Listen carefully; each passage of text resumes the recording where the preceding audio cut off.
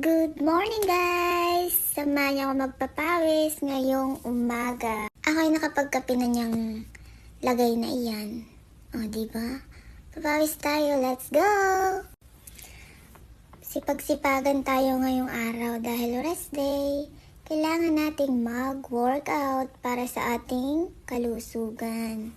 Kung hindi ko pa nakita sa TikTok yung sexy, nako, hindi ako mag-workout ng gayaan. Pahihirapan ko pa nga ang sarili. Kasarap kayang mahiga. Kaya lang hindi na ako makapag-crop top. Kaya kailangan kong mag-workout. Kunyarian.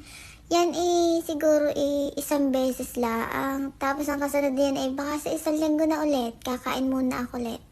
Kasarap pa naman ng bulalong baka. Mamaya yun ang aking ulam. Paano gari? Nakakasara naman ang aking kasama Kung kailangan ko'y nagpo-workout panira ng aking diet. Pinagluto ba naman ng bulalong baka?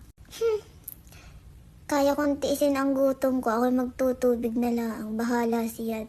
Kahirap mag-workout at ako'y kakain ng madami. Hindi ko pa naman makontrol ang aking sarili. Ganun talaga pag matakaw.